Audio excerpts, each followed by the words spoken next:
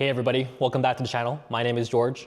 If you're an investor or a landlord looking to rent out your property in this market, then this video is for you. We're currently in a declining rental market, and yet some landlords are stubborn and sticking with sky-higher rents from a couple years ago. Spoiler alert, that's a bad idea.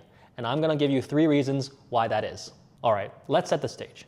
We're currently seeing a clear decline in rental demand all across Canada. Why? Well, there's a couple of reasons, but the consensus seems to be that immigration policies have tightened and there's just less renters. According to the May 2025 rental.ca rent report, Ontario average rent is actually down 2.7% year over year. And if you look at Toronto specifically, it's even taken a bigger hit, dropping a whopping 5.1%. Here in my local market, the Belleville market, where I'm based, the report didn't cover our market, but I can tell you that we've noticed rental properties renting for about $100 to $200 a month less than it did a year ago. I've noticed quite a few landlords being really stubborn and sticking to the sky-high rents from a year or two ago, despite the changes in the market. And the result? Well, these places just sit vacant for months, just collecting dust. And I'm gonna give you 3 reasons why this is a bad idea. Okay, first, number 1, tenant quality.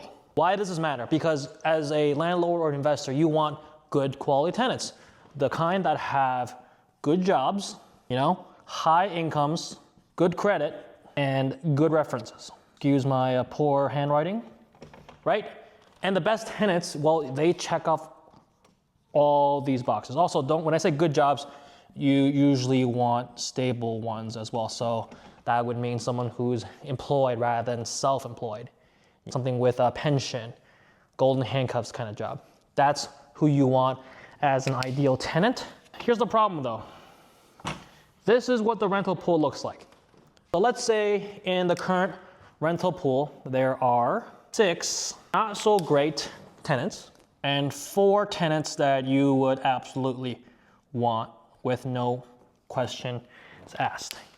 The issue is if you have, let's say, 10 properties on the market, what is that, 5, 6, out of which 6 are priced maybe something close to last year's rent, and out of 4 out of the 10, those are competitively priced. And what I mean by competitively priced is that either they are the same as another one, but cheaper, or the same price as another, but of better quality, better finishes, better location, whatever that may be.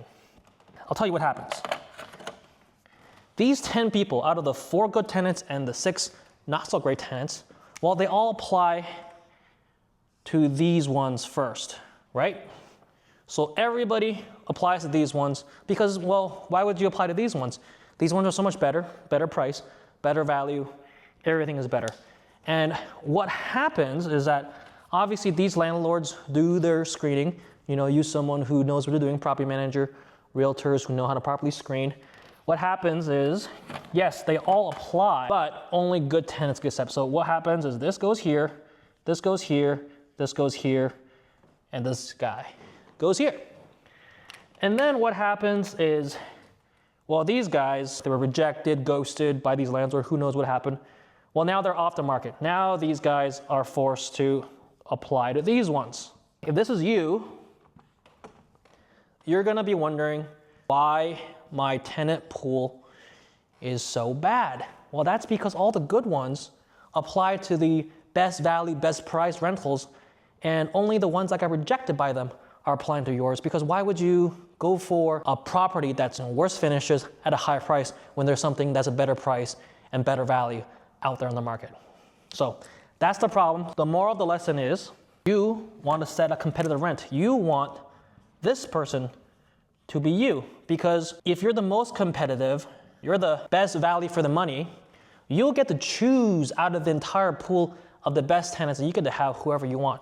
The best tenants with the best credit, with the best income, because you have the best value on the market out there. By setting the most competitive rent, you get the cream of crop, the best choices from all the tenants out there.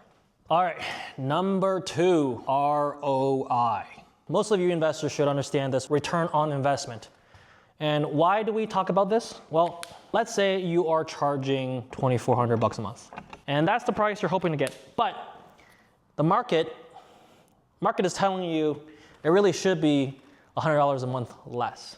But you being a stubborn person that you are refusing to reduce the asking price by 100 and getting 2,300. You would say, no, I'm gonna wait. I don't care if it takes me an extra month too, I want my 2,400. Here's why it doesn't make any sense.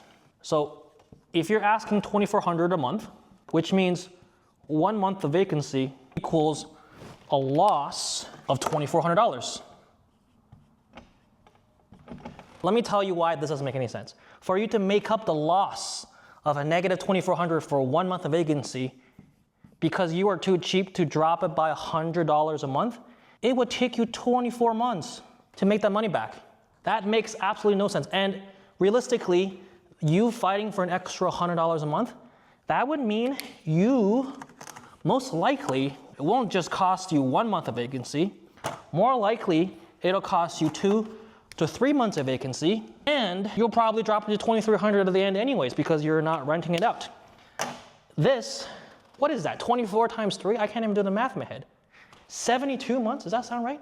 Yeah, this, losing 3 months of vacancy, you are losing $7,000.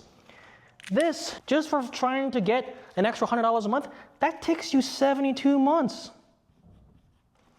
How many years is that? That is 6 years. 6 years to make back on your investment. Makes no sense whatsoever. And this is why being stubborn and sticking with a higher rental rate and dealing with vacancy makes absolutely no sense from a numbers perspective. It makes so much more sense to drop it by $100, $200 a month, get it rented right away so you can start making money right away so you don't end up losing $7,000 in vacancy. All right, number 3, turnover costs. Okay, in that example, let's say you were asking $2,400 a month. Even if you were somehow able to find a tenant willing to pay that rent, the chances of them sticking around past your 1-year lease is below 50%. The reason for that is if the rental market, recently it's been in a little bit of a slump. And from here, it can going down further, it can stay steady, or it can go up from here. There are 3 different trajectories it can take. If the rental market continues to fall or stays steady going forward, someone who's paying $200 above market, they're gonna go on Facebook Marketplace, Kijiji, Realtor.ca, whatever it may be, and they're gonna look at these other listings for the same thing. That's 22. Maybe this one has, I don't know, maybe it's bigger, and they're asking 24. Why would this person continue to stay here? They're gonna look at their options, and they're gonna say, screw this, I'm gonna move to one of these. And what that means for you is that, oh, now you have to list it again. Now you have to do your advertising costs, do the cleaning afterwards, all the costs associated with the moving in, moving out, and advertising, finding a new tenant, on all the work, showings associated with it.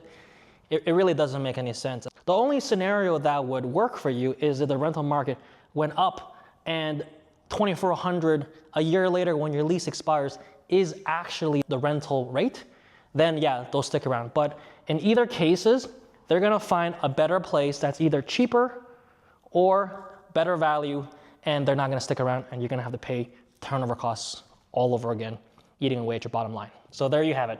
You get lower quality tenants, the vacancy rate crushes your ROI, and you have to deal with more frequent turnover costs. So in conclusion, be smart, price competitively, and get your place rented sooner rather than later. So what do you think? Have you seen other investors making the same mistake, or have you noticed yourself making one of these fatal flaws? Drop a comment below, let me know what you think. And if you found this video helpful and insightful, I'd really appreciate it if you give me a thumbs up and hit the subscribe button. Thanks for watching. I'll see you in the next one.